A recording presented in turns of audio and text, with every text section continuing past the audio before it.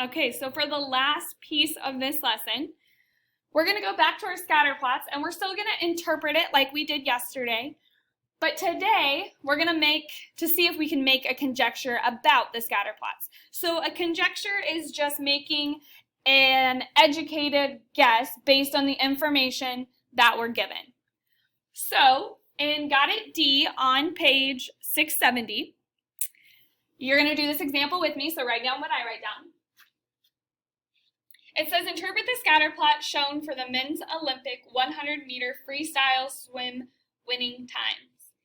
If an association occurs, make a conjecture about the winning time in 2016.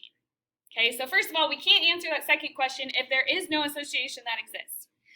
So, first we got to answer our questions about the association. So, do I have a positive, negative, or no association? If I look at the graph, in general, it goes, reading it from left to right, it goes down, which means it has a negative association. And then looking at the line that I drew in there, now I need to ask myself, is it linear or nonlinear? And linear means it goes in a straight line. And since this doesn't go in a relative straight line, we're going to say non-linear.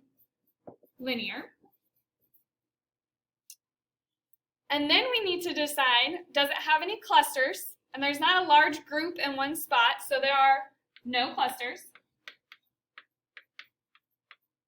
And then we need to say, are there any outliers? And there really aren't any outliers. There's nothing that's like way up here. So we have no outliers. So we've interpreted the scatter plot. And now, since I have an association because it was negative, I need to make a conjecture, so an educated guess based on the information that I'm given about the time in 2016.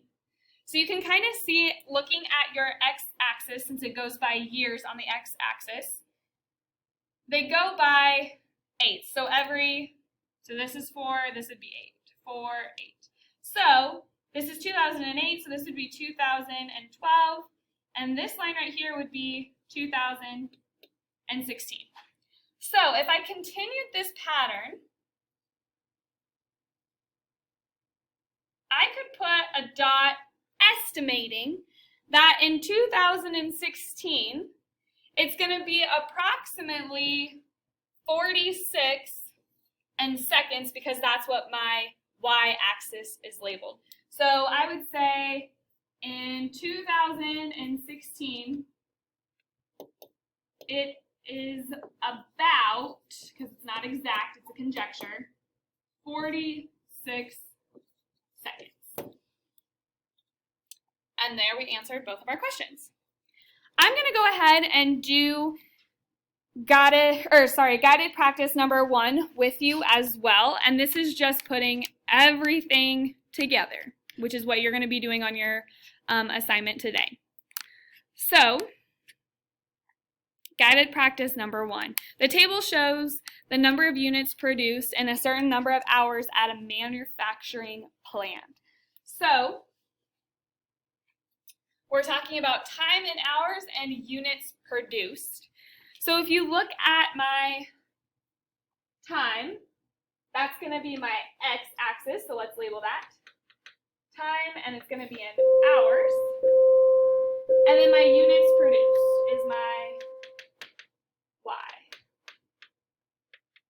You always need to label that because you need to tell your viewer what you're talking about. So now I need to construct my scatter plot. So 8, 20, so I go over 8, 20, 1941, and it's okay if it's not exact, but it needs to be close. 16, 28, 40, 60, 34, 49,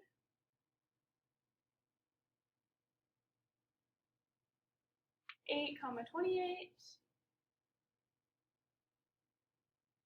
40,63, 19,40,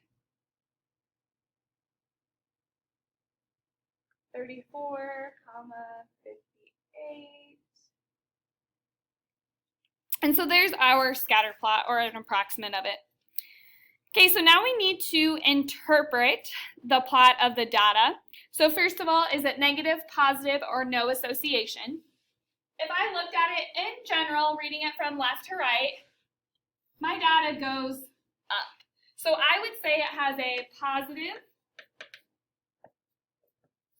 association. And since it has a positive association, I can then say if it's linear or nonlinear. And in general, my data goes in a straight line, therefore it is linear.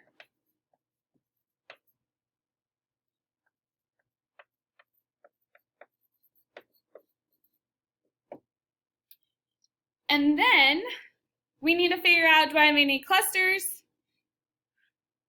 And I wouldn't really say there's any clusters in this because it's not like a lot of information at once.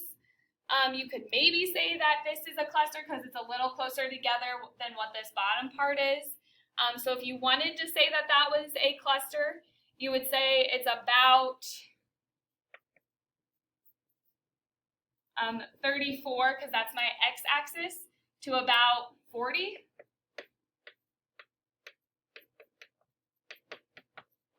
But if you didn't have a cluster on this one, since it's not super obvious, I wouldn't take off for it. And then there's no real outliers because there's not any data that's like down here or up here. So we would say no outliers.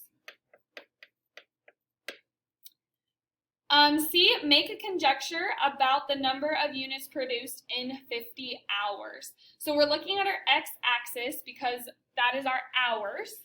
And if I went over to 50, and if I continued the pattern, so I'm going to grab purple for this. If I continued this pattern, since it's increasing, it's probably going to be somewhere about here or in this upper region. So I would go over to 50, and where I put that dot is about 70.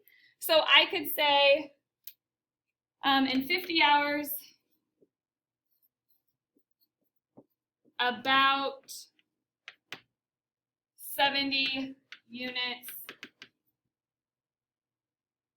are produced, because that is what my Y label is.